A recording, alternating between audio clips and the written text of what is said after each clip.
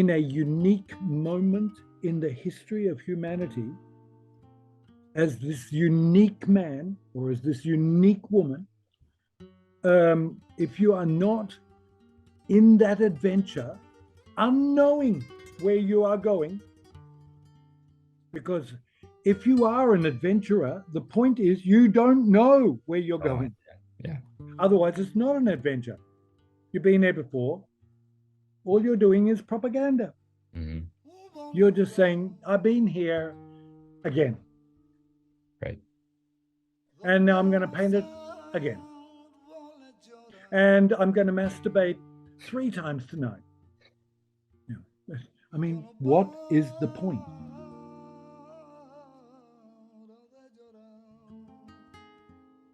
Yeah, well, I don't know.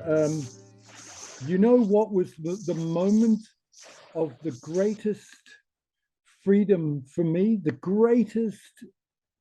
Suddenly one day I was painting, and I thought, no one will ever buy this painting. No one will ever want to buy this painting. And I went, good, it's mine. It's mine. And I don't have to sell it, no matter how much they want to offer me for it. Fuck them. I'm never going to paint a painting ever again to be sold. I'm only going to paint paintings for me. And that was the moment in which I realized that I had truly become free from the marketplace, because I had always, having been in graphic design and a little bit of publicity way back in the 60s, I'd always been aware that there were 2 places. One was the studio, and the other was the marketplace, or what I used to call the gallery, right? And I made an incredibly strict rule, was that when I was in the studio, I was not allowed to think of the gallery. And that when I had decided that I no longer wanted to touch any of those paintings that were in the studio, and that they could now go across the abyss to the gallery, that was it. I was no longer interested in those paintings. Hmm. So there's a physical moment in your mind. Absolutely. When you yes. disconnect. Yeah. You just disconnect the 2 from one from the other. And it's sort of like when you're riding a horse, you can't be on the horse and off the horse at the same time. Right. You know, and it's really, really, really a physical, emotional, intellectual, spiritual thing, riding a horse. Mm. You have to be there. The horse needs you to be thinking, yeah, we're turning left now, you know, or stop, coming up to a wall, stop. You know, right. You can't be thinking, so if I paint this blue, is that going to sell better than if I paint it green? Mm. Mm-hmm. Sorry, just ask a favor. Just tilt the screen a little bit, because we miss your beard, your greatest feature. Okay. Perfect. Is that better? Perfect. What about if I sit back here? That's good as well. Yeah. Okay. Yep. Well, yeah, my but Matt, I mean that realization of the freedom really only happened 5 years ago. Really? When I was 70. Why did it happen 5 years ago? Because I had entered into an adventure of painting that I had no idea what I was doing. All I knew was that I couldn't stop.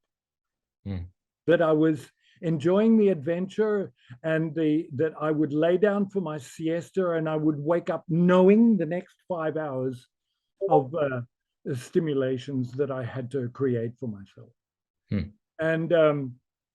And it was so exciting, so exciting, so all encompassing that I had no idea what I was doing.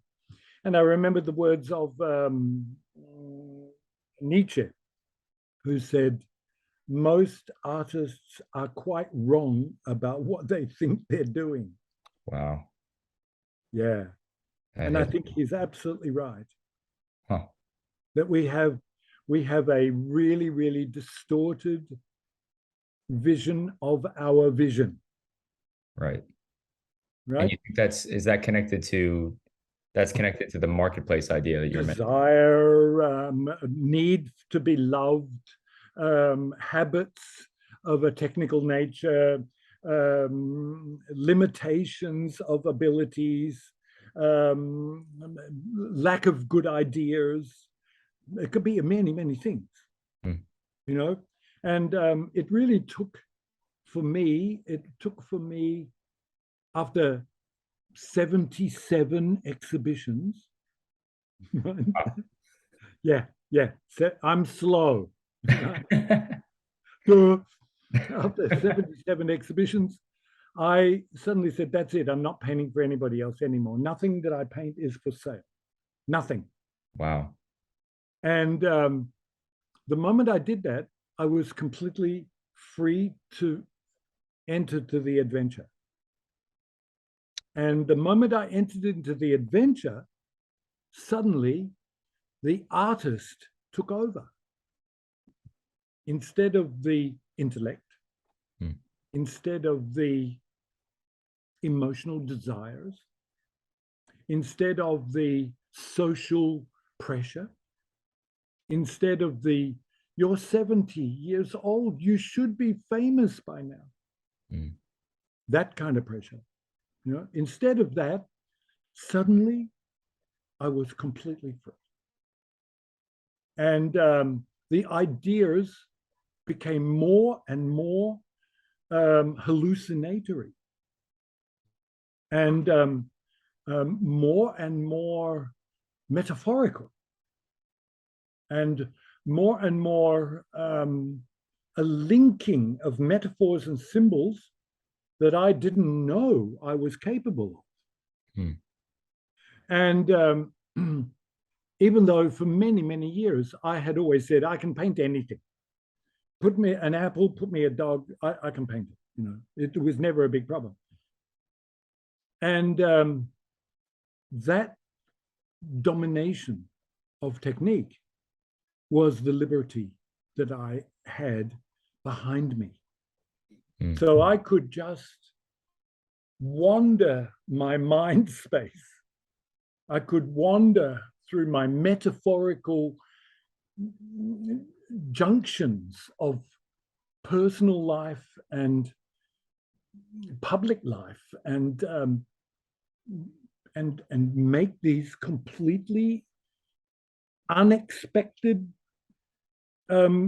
jumps into the unknown. So speaking of the unknown, yeah, you know, obviously I've seen your work. I'm getting into a place now in my artistic career where I feel like there's so much confusion in the world, in culture, that the way that I'm finding is the best for me to paint is one of metaphors, is you know, one of, you know, surrealism with landscape together, and that's what I like doing at the moment. So well, I had a look at your work. And I think you've lost the link between you personally and the metaphors. This is my immediate response was, yes, these are metaphors, yes, but who is this man? You see, What can I find from all these metaphors that tells me about this man? That tells me why he's painting at all. Not just why that metaphor. Why is he painting at all? How does this crazy world affect him as a human being?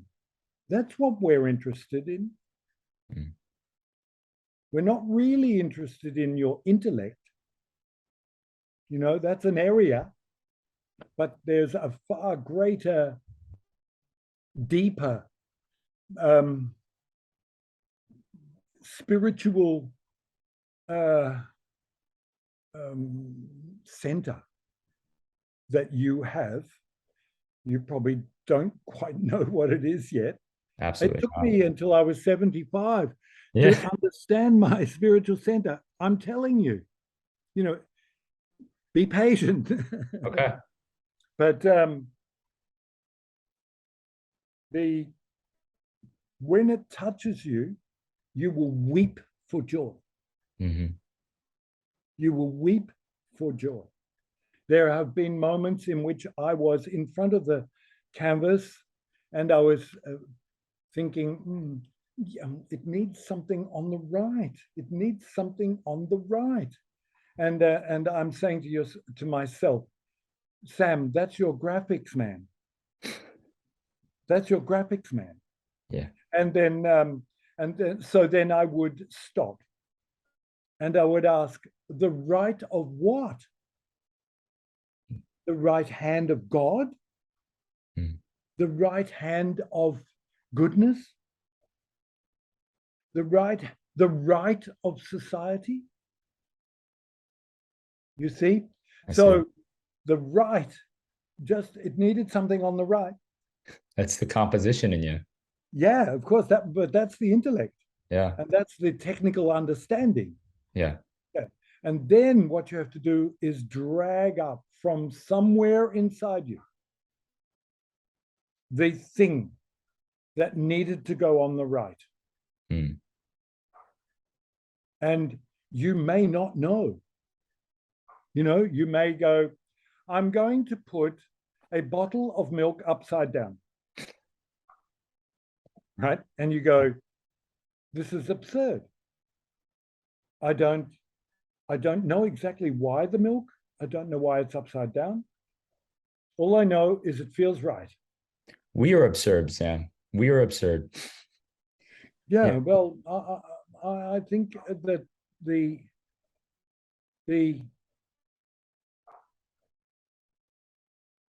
the act of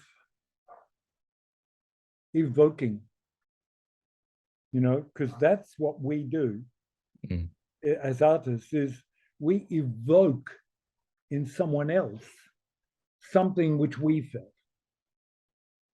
If we thought this is absurd, then they also are going to have that response. Right. This is absurd.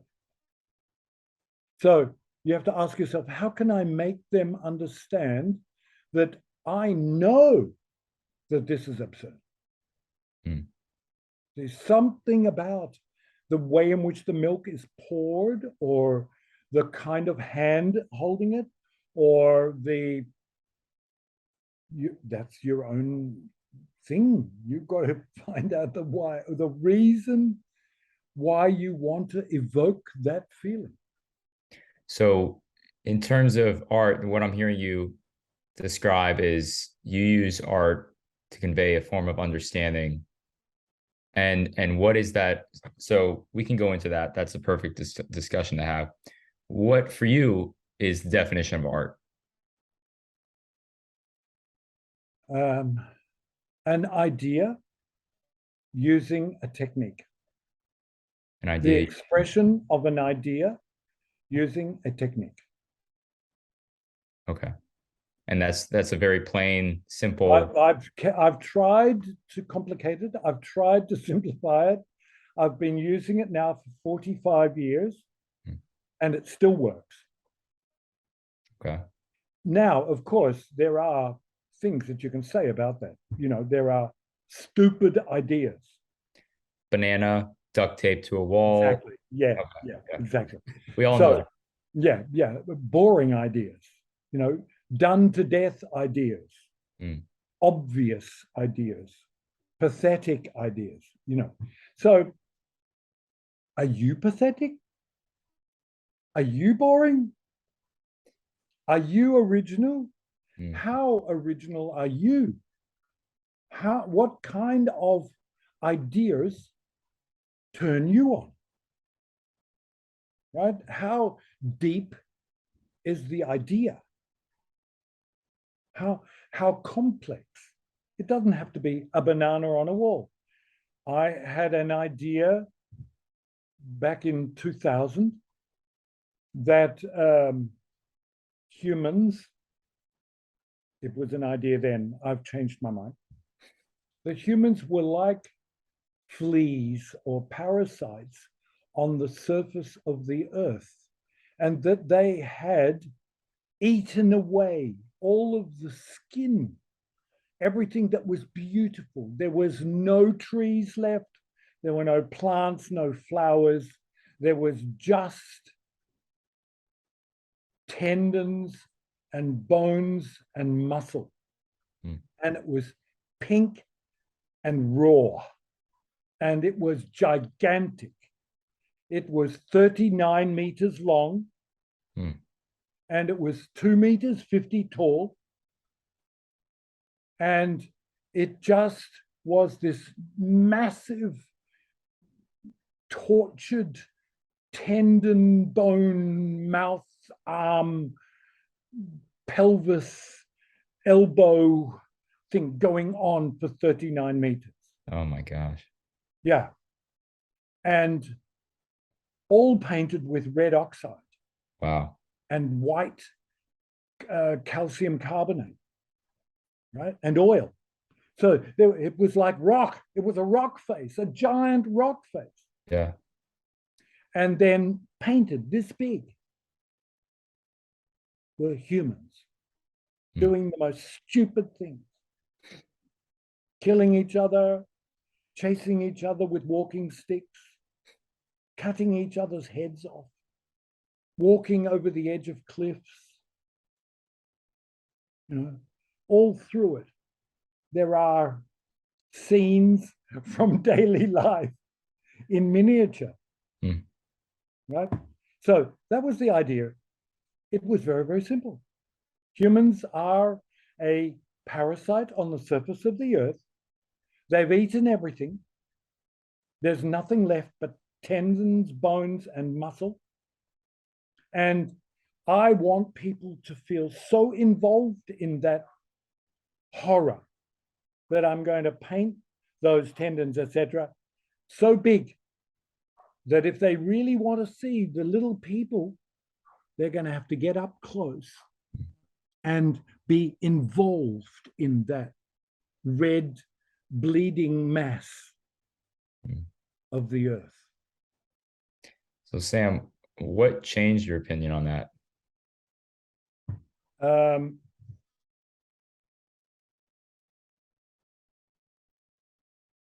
I don't think that any one human anywhere is responsible for the rest of the world. And I don't think that you go out of your way to disturb or destroy anything. I know I don't. I don't know anyone who does. None of my farmers here do anything on purpose to hurt the earth. They live from it. I mean, they do stupid things. They plow and leave the plowed earth open to the UV rays, which kills all the microorganisms, which then makes their soil almost sterile, so that then they are obligated to put cow shit and horse shit, and then they're obligated to make a terrible smell, which attracts 1 billion flies, and then they can't understand why. You see? But if they didn't plow at that time of the year, and if they waited until the weeds were this high. And then they turned it over just before the rains. They would have all of that green become the new mulch, and the new rain would be exactly where they wanted it, rotting the roots of those weeds which had just been turned. So you tell them this, but many of them are rooted in tradition. They would say to me, "Oh, yeah, but this is how my grandfather did it." I go, "Yeah, he was poor, wasn't he?" That's a fair point. Yeah. So you got a lot of patience for people then, because this seems like you're letting people make their mistakes, right? You have an understanding that people make mistakes. Yeah. As they let me. For 70 years, they let me paint crap. And they went, "Good on you, Sam, keep going." I like that one. Can we buy that one? No. Yeah. That's fair. But essentially, you know, I had hundreds and hundreds of unsaleable paintings because I was thinking marketplace.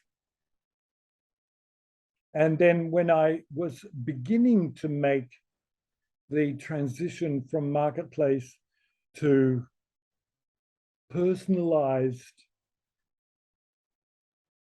something or other, my first response was intellectual.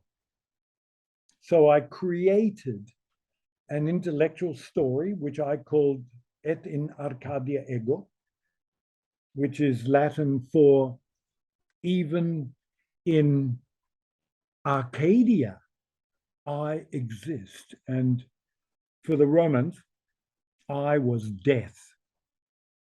So even in paradise, death exists. So I got a blue vase, a beautiful blue vase, and I turned it into a metaphor for the traveling beautiful man. And he could go anywhere. He could visit the side of a volcano. He could sit in a patio with a view over the green hills. He could be trapped in a museum. But it was always this blue vase, and it was always the same size. And he traveled through space, and the exhibition was called Et in Arcadia Ego. No one understood that intellectual pathway. No one. It was so fucking intellectually complicated that even after a month or two, I was going, "What the fuck? How did I work 7 months on those and not realize that what I'd done was an intellectual masturbation?" Look how smart I am. Yeah, that's right. Yeah. Look how smart I am. That's right. Look how smart I am. And look how stupid you all are. Yeah, you don't get it. And then you wonder why they don't buy it, you know? And yeah. So yeah, the big process for me has been the abandonment of desire. Right? The moment I no longer wanted to sell or to become famous or to be loved or to be admired or to be seen even, I even decided I was never going to exhibit ever again. And it really, really, really, really changed everything. Wow. Everything. And it took me out of my intellectual weirdness, you know, because I mean, I've read everything. I've watched it. I'm 75. They've never read anything. 99% of the people you will exhibit to have never read a book in their life. You see? So anything intellectual is not going to cut the grass. You've got to, what you've got to do now is you've got to please yourself totally.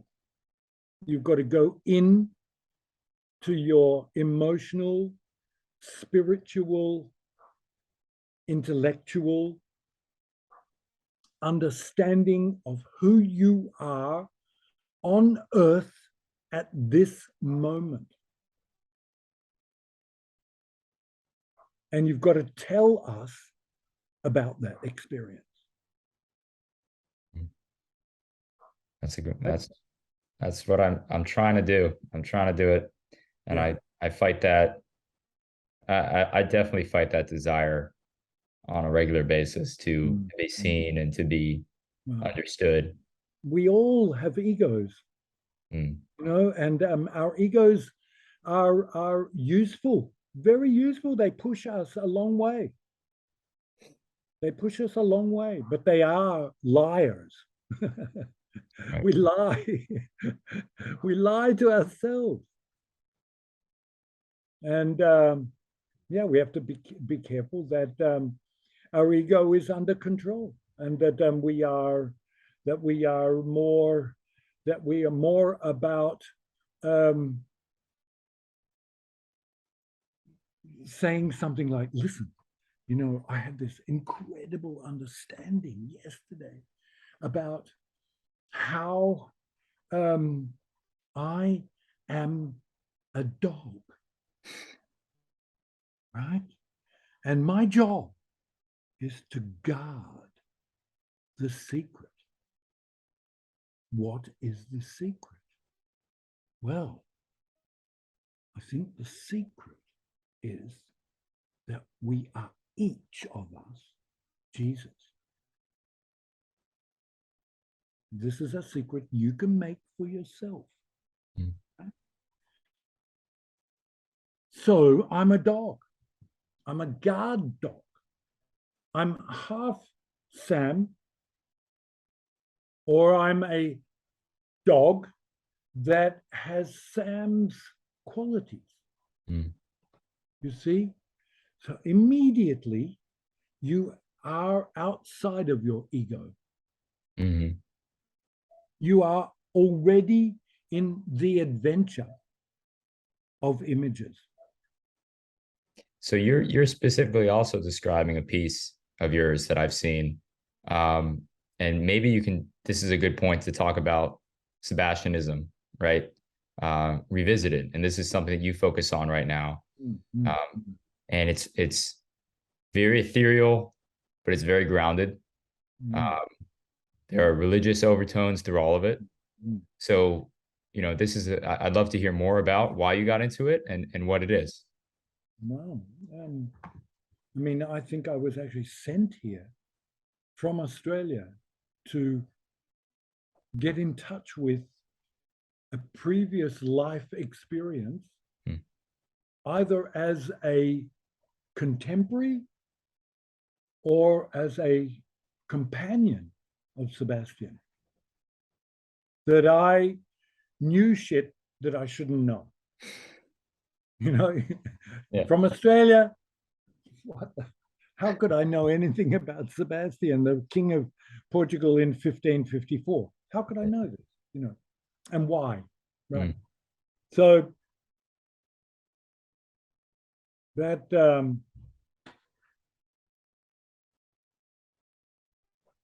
that brought me to a kind of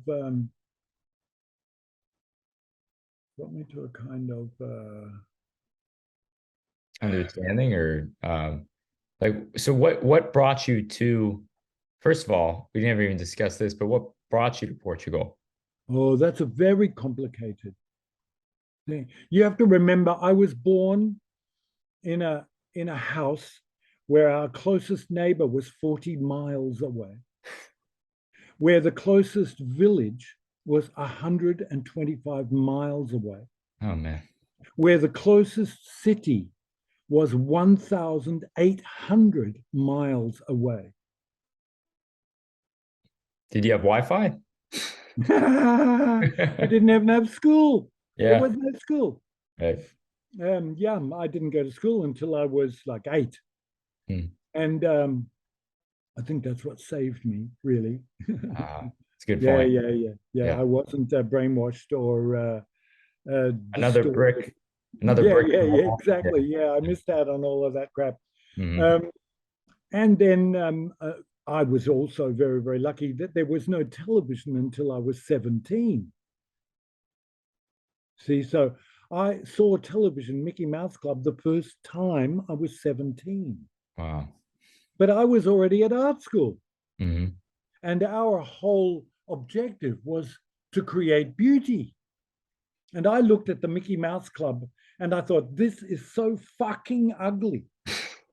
This is such cheap, nasty Disney crap. Yeah. It's got nothing to do with Velasquez. It's got nothing to do with Titian. It's got nothing to do with Caravaggio, Michelangelo, Leonardo. This has got nothing to do with classical music. This has got nothing to do with Beethoven, Rachmaninoff. This has got nothing to do with any of that. Mm. So there was this big, big leap away from all of that stuff. And at 20, I left Australia because there was no real public. No public.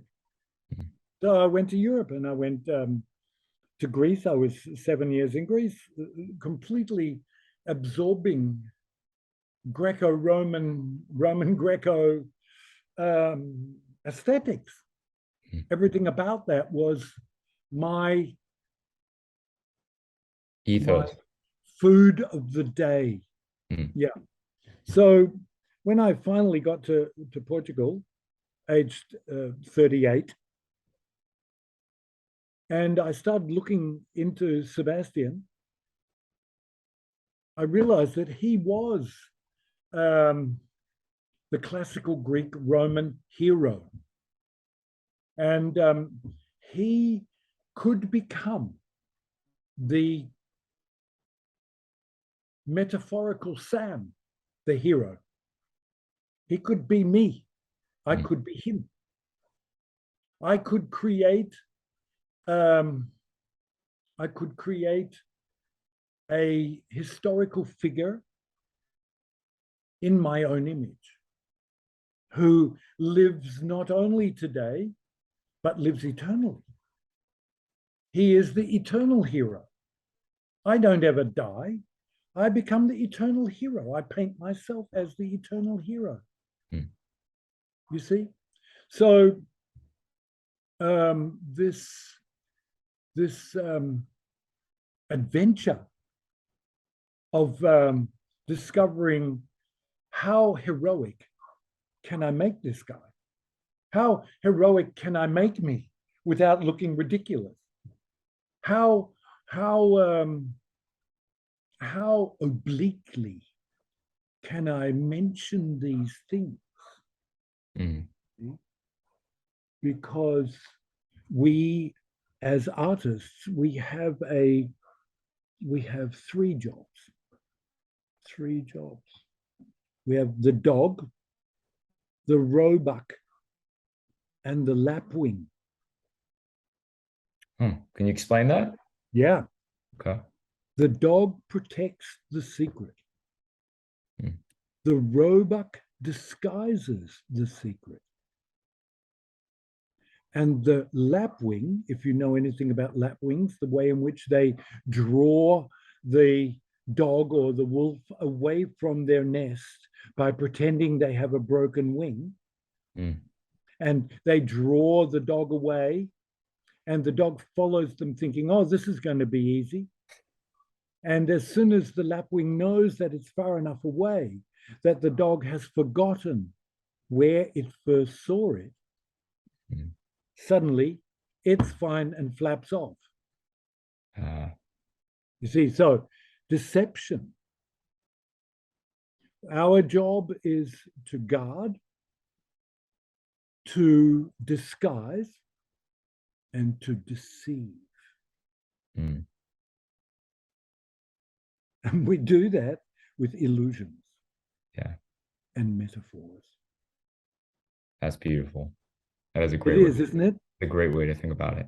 It's absolutely the clearest possible analogous description of what our job is. Mm.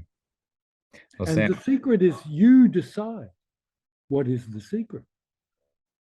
It might be some deep, dark shadow that you have, the part you don't want to admit.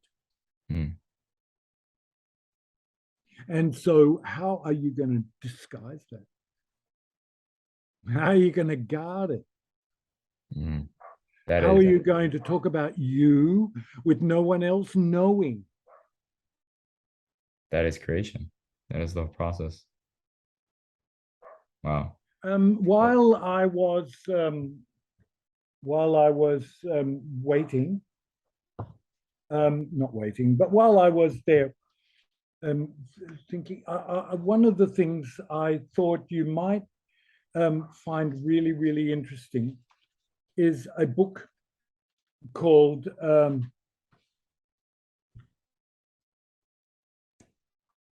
can you read that? The Art of Color. Yes. And it's by Johannes Itten. Okay. Okay.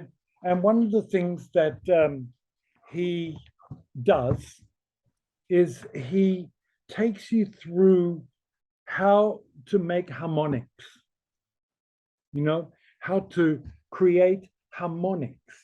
Okay. And if you are in any way inspired classically, right, then you would know that Tiziano, who was one of the greatest painters of all time, Venetian, who died at the age of 99, and who was considered such a national treasure that the city stopped for one whole week. The whole city. The whole city of Venice. Wow. For his funeral. Right? And one of the most important things that he ever said, in my opinion, was first delight the eye, then you may speak of anything. Mm. Right? So you could be, you know, painting a terrible, terrible murder, rape, and assassination. Right? But if it's beautifully painted with beautiful colors, you can seduce people into looking at it and going, oh, wow, oh, and the what do we call it? The contradiction inside themselves is so great. Oh no, I can't look. Oh, but it's so beautiful. It's so beautifully painted. Oh, but I can't look. It's so awful. This is what we want. Mm-hmm. This is the responses that we want from our public. They go, oh my God. Oh my God. Oh my God. That's what we want. Yeah. That's our job. Mm-hmm. I see. If we're not doing that, I'm sorry. I think all we're doing is propaganda. Is that art today? Is all what is the take from Sam on art today? It's propaganda. Hmm. While you are not having an adventure as a person, as a unique moment in the history of humanity, as this unique man or as this unique woman, if you are not in that adventure, unknowing where you are going, because if you are an adventurer, the point is you don't know where you're going. Yeah. Otherwise, it's not an adventure. You've been there before. All you're doing is propaganda. Mhm. You're just saying, I've been here again. Right. And now I'm going to paint it again. And I'm going to masturbate 3 times tonight. Yeah. I mean, what is the point? Right. You see, if you aren't not knowing where you're going, then you are making propaganda. You've got to not know. This has to be a full-on adventure in which you are going to discover something at the end that you didn't expect. Otherwise, what's the point? It's just hard work then. Right. And I'm never going to work. I said that when I was 18. Yeah. After I came out of art school. I said, so where are you going to go and work? I went, I'm never going to work. That's it. I'm never going to work. And they went, oh, you mean you're never going to get a job? I went, no, I am never going to work. It's going to be an adventure from now on. Yeah. So what is your advice to get, I mean, this generation out of propaganda into art? How do we escape it? They've got to start talking about themselves. So I thought that's what we did best, but not in our art. No. You give me an idea of a normal, your youth, your generation idea. What's an idea that a generation you come up with? Self-disgust. We have an issue with ourselves. We see problems with our technology use, with our anti-social behavior, with our addiction to drugs to moderate that behavior. I mean, that seems to be a common thing that comes out of my generation. Yeah, it's so common, it's boring. It is, yeah. It's repetitive. So how do you stand out as an artist, not a propagandist? This is something I'm thinking about very often right now. And what I'm landing on is understanding that there is pain in this world and choosing joy, choosing to feel joyful beyond that. I think you are a standout person in my generation if you are happy, if you're let alone happy by yourself. So that's okay. So how to become happy while working? I think, there are many little ways. I am going to paint about the beauty of an apple. Okay? I'm not going to make it a photorealistic apple.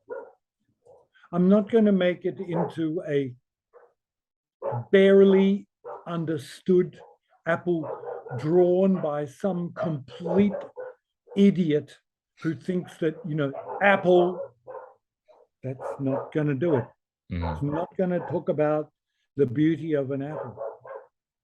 What can I, as a unique individual, at this moment in my life, how can I look at an apple and find the absolute magic of that apple? And how can I make sure that people understand what I've understood from this magic apple without using cliches? You've got to find a way that's not a cliche. Yeah, what comes to mind, I know this is metaphorical, but as a thought experiment here, the first thing that comes to mind when I think of a crisp apple is I see a tongue and the taste buds are nipples. I don't even need to explain that. I think there's there's an I think it is. I think it's. I think you're wandering into surrealism. Right. And I don't know whether your heart is surrealist. Hmm. You see, I think your intellect probably, but is your spiritual heart so surreal? Probably not. Probably not. So Probably. what you've done is you've intellectualized a response to the apple. What you've got to do, you've got to get into, I can't get it down enough, into, who is that? Oh, sorry, Vera, can't do it now. Sorry, too busy. Um, uh,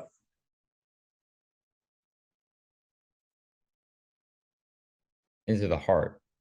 You're, no. What's the ambience? hmm. See, is it an apple in absolute isolation?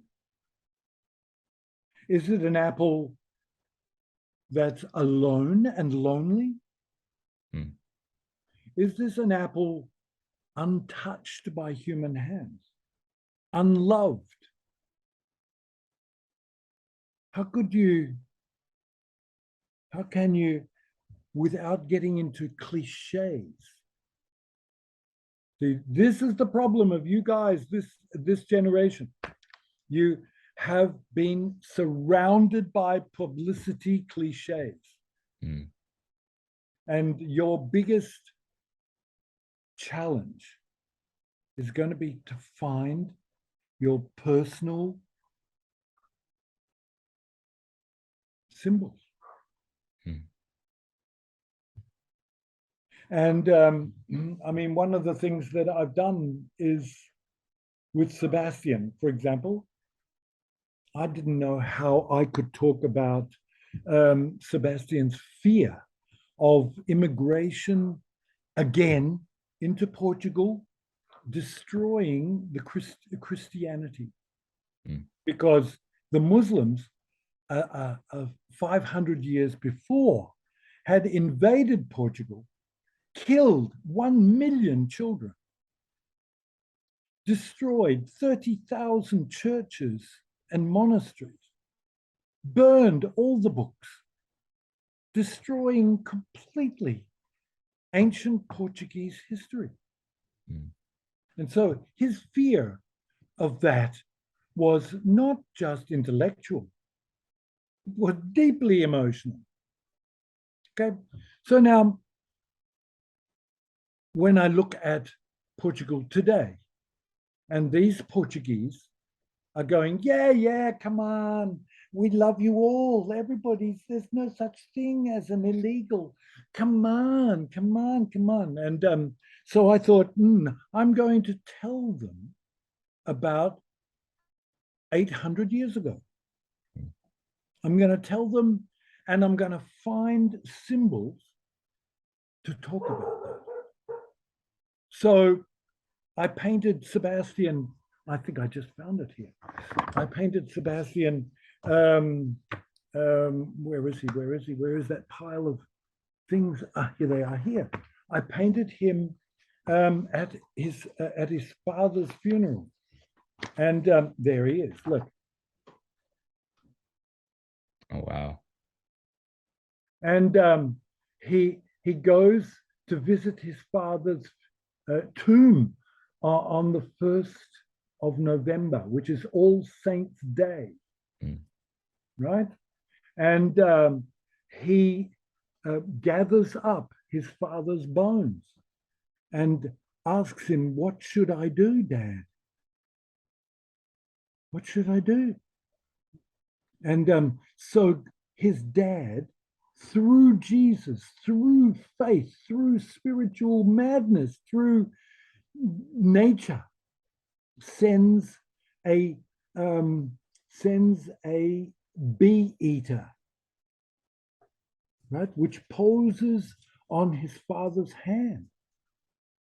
And then why? Well, because somehow or other there has been an invasion of northern African wasps, which are killing all of the Portuguese bees. Mm. This is reality. Today. This is today. Yeah. You see, so I'm bringing today's symbol metaphor Mm-hmm. into 1559 metaphor with, yeah, that's what we're doing. That's what we have to do. You're bridging the gap. Yeah. Bridging, well, creating bridges that never created before. That's Right. our job. Yep. We have to create bridges that were never created before. Well, you have landed on something that is truly unique. I'm so glad that I bumped into you, and David on Instagram. So I'm gonna stay in touch. Yeah, well, I mean, you know, I know that it's a unique moment in my life, and I know that I've touched on something terribly deep in the Portuguese psyche. They are stunned that a foreigner could get so deep into their psyche. They're stunned, and they keep writing, "We are stunned." Arguably, you're not a foreigner, right? You in your past life, you were there. Well, exactly. I mean, Yeah. they keep talking about that too. You It's know, hard not to. usually no one talks about reincarnation here. It's terribly, you know, anti-fashionable to be Catholic. So the idea of reincarnation is, you know, a no-no. Suddenly, my enthusiasm for the past and my spiritual madness entering into this kind of unknown pathways, they keep having to go, this fucker is reincarnated. There's no other explanation. I don't know. There's no other explanation. Right. Because it's not reasonable. No. And it's not logical. And it's not possible. And yet here it is. So yet Sebastianism has connected you to the present. And absolutely. it is a beautiful, beautiful combination, really. Yeah, yeah. Well, I'm sure you could find your equivalent, you know, somewhere. I'm sure you can find it, but you do have to look into your color. Your color is not, it's not seductive. Okay. You know, that's all. The other thing is, yeah, I mean, look at the world. Look at the world, and then look at the back history of things. Don't go into the future. I mean, this is rubbish. You know, we don't know anything about future and all of that kind of science fiction. Yeah. Don't go there. Don't go there. You know, it's not about art. That's not about art. That's propaganda for the New World Order and globalist desires to make you all feel hopeless and helpless. Until the government steps in, right? Well, that's how they do it. Right. Yeah. They are the New World Order. And they are making you helpless and hopeless with all kinds of drugs inside the food and water that you drink. I mean, how can you talk about that? Right. Why aren't you talking about that? And why does it have to be, you know, water and food? Why cannot it be intellectual water and food? Why cannot it be metaphorical water and food? How distant could that metaphor be from your American past and the founders? Do you see what I'm saying? Yeah. You know, that they had certain ideas about food and water. What were food and water for them? And what are food and water now? Especially now when they are going to starve you guys to death. You know, how can you make these into unexpected pathways to personal illumination? Personal. You being surprised by what you've painted. Holy fuck, did I do that? That's, where did that fucking come from? That's how I know I'm done. I just suddenly scream, "Holy fuck!" and I'm done. Yeah. Well, I mean, and then you have to go, this can't, no, I can't use that. I can't use, but I'm going to. Right. Yeah. I'm going to throw myself into that river without an oar. I don't know where I'm going. This painting will tell me. And at the end, I will know more about me. There's your pathway, man. Yeah.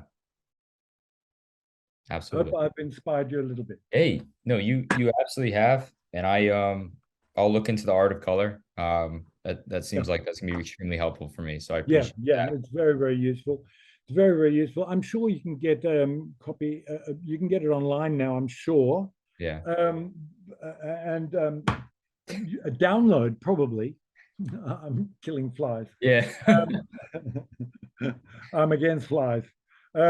These are the negatives that come along with the positives of living on a farm with some dogs. These are the trade-offs. They're the trade-offs. Yeah. At the moment, there are a lot of negatives.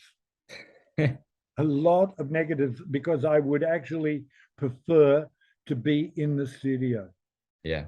With no other thoughts and necessities to be done. But no, but but then I wouldn't have the unexpected relationships that happen between the goats and Sebastian. I wouldn't have those in which suddenly I just had to paint my goats.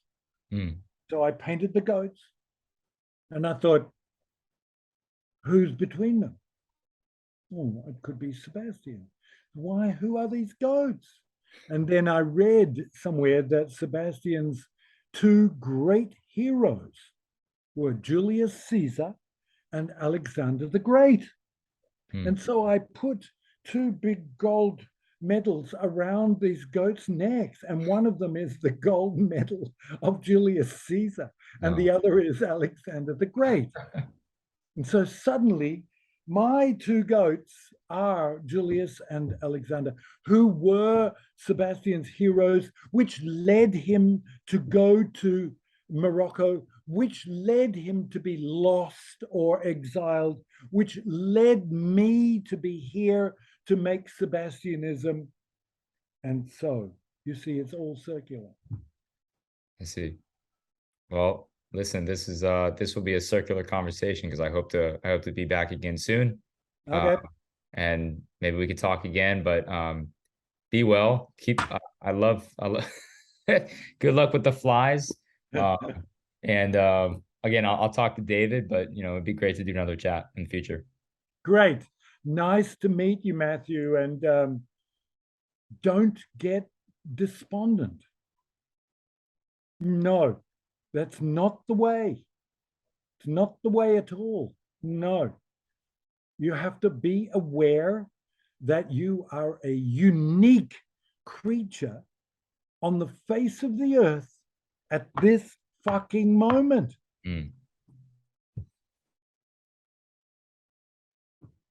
What are you going to do with it? And you're a painter. How can you tell them that you are the unique creature that's here at this moment? Start with your own portrait. Look how unique I am. That's a great idea. I'll do it. I'll have to do it and put a weird twist on me, because that's what I see within. So well, I did a whole series maybe 20 years ago of Sam with a turban. I wanted to say I'm a prince. I've been thinking about doing a version of me as King David, and this has been something that's been stuck in my head for at least a year. Why not? Yeah. Why not? I think that's a good idea. I think that's my next painting. Yeah. and go wild with it. Mm. He has the biggest crown. He has the biggest shoulders. He is the king. Mm. He is the one. And you are the one with the biggest shoulders. Take those shoulders and fill the canvas with, look at me. Mm. This is how unique I am. Well, Look at my Sam, shoulders. This is where my shoulders are. You know, well, Sam, you are filling a canvas, and I wish you all the best. And again, we'll try to talk again soon. But I'm it's a taking deal. I'm It's taking a this deal. whole conversation to heart. So I really appreciate your time. It's a deal. Take care, work hard, think, feel, Mm. feel, Deal. feel, All right. feel, and then transfer to metaphor. Feel, metaphor.